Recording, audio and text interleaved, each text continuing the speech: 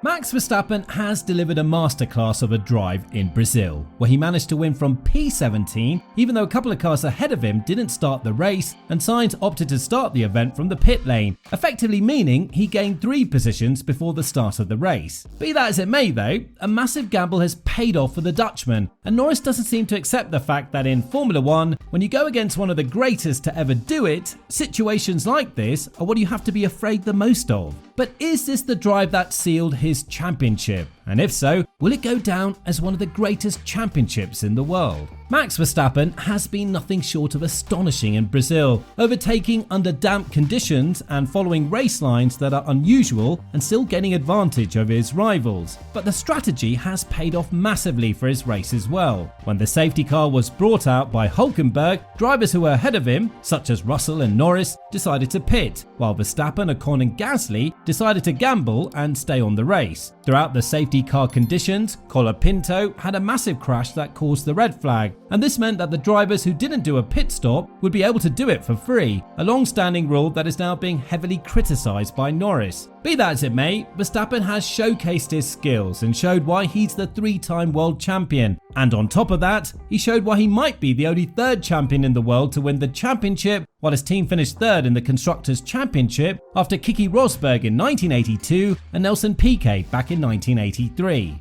Be that as it may, the cards are now heavily on his side, as he has a 62-point lead headed into Vegas, and if he wants to see the championship sealed, all he has to do is just not lose 2 points to Norris. Or more precisely, if he exits the Las Vegas GP with a 60-point lead ahead of Norris, then he can celebrate the 4th and arguably the hardest championship after the 2021 battle with Hamilton. But what made this one difficult was not the on-track struggles he's had with Norris and other drivers like Leclerc, it's the penalties that he received from the FIA and the constant incidents in which he was involved off the track. For example, Verstappen is a firm believer that the British media and the FIA had an ongoing campaign against him, which was something that made his mission even harder to accomplish. And when addressing the comments of Herbert, as well as the penalties that were given to him in Austin and Brazil, where the former driver was a steward, Verstappen said that he probably doesn't have the right passport to comment on such a thing. Furthermore, he said, "I know a lot of people are biased and that I have the wrong passport. I'm very happy with my passport, mind you, but in this paddock, it's the wrong one. I know how most people are. Last year, almost everything went perfectly. It must have hurt a lot of people so much that they couldn't say anything negative.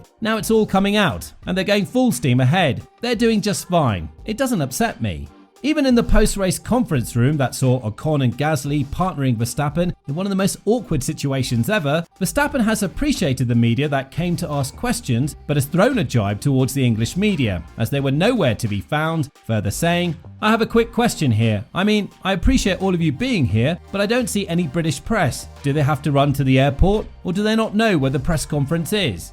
Well, it would be interesting to see how champions like Damon Hill will act now, because he's been quite vocal about criticising Verstappen and showing his support for Norris. And now that the championship has been more or less decided, until something abysmal happens to Verstappen in the last 3 races, which could include a sprint event as well, then we're very likely to see the British media being shut down in a similar fashion like they were back in 2021. Verstappen's path to a win in Brazil wasn't an easy one, because he took a 5-place grid penalty here, and with the damp conditions, it was already supposed to be a very hard race to overtake for the Dutchman. Nonetheless, it was further hindered by the fact that he was penalised during the sprint race as he tried to gain advantage on Piastri under the virtual safety car conditions, earning a 5-second penalty and a 1 penalty point on his super licence, dropping him to P4. Ahead of the race, Norris was able to shed 3 points from the lead, and with Stroll's crash in Q2 that brought the red flags to a point where Verstappen was P12, it meant that he couldn't start the race higher than P17. Everybody thought that the Brit will take a massive chunk off Verstappen's lead and the championship will be taken all the way to Abu Dhabi.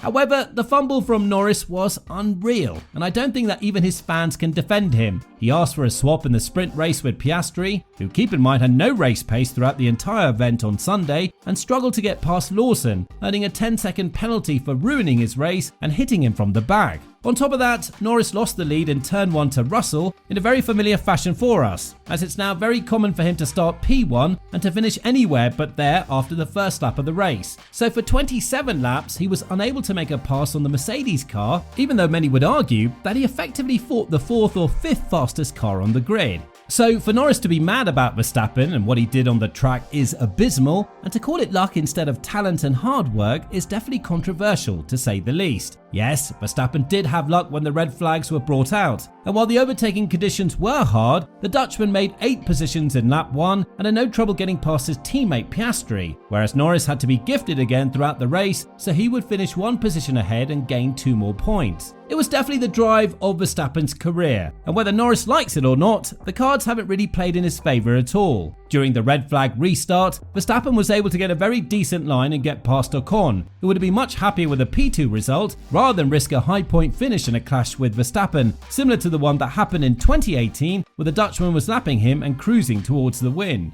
On the other hand, Norris locked in and lost 3 positions in 1 corner, which goes to show that he's yet to learn how hard it is to become a world champion and to go against one of the best to ever do it. It's worth mentioning that Verstappen has had tremendous pressure against a driver like Hamilton, and the fact that he managed to keep it up and not fold here is showing that what Norris and McLaren have tried to do was nothing more than a fluke for the 3, soon to be 4-time world champion. Jos Verstappen has been quite happy and proud of his son for the 62nd win in his career. That put him in a 62-point lead over Norris, and when talking about it, the former Benetton driver said, "Max has shown who is the very best, and certainly to all those English journalists, ex-drivers and commentators. I think Max was insane today. I've been through a lot with him, but today was one of the best drives in his career."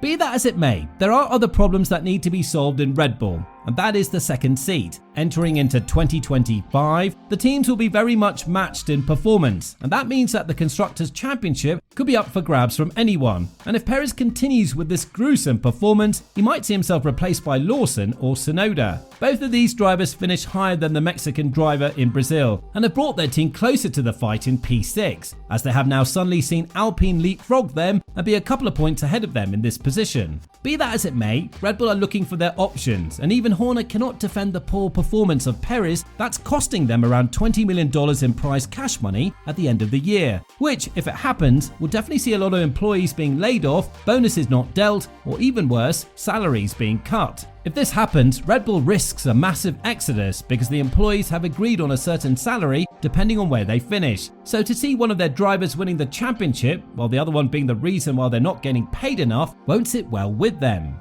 Horner himself admitted that there's only so much Red Bull can do to help Perez, and now that he's seen what Lawson and Tsunoda are capable of, the Mexican driver is very likely to be replaced in 2025, which gives an opportunity for a driver like Hadjar or maybe even Colapinto to continue his career in the Red Bull camp. Horner was seen visiting the Williams garage in Brazil, in what Val's joked was about the recent coffee sponsor they've signed that caught the attention of the team principal of Red Bull, but we all know what these talks have been on about.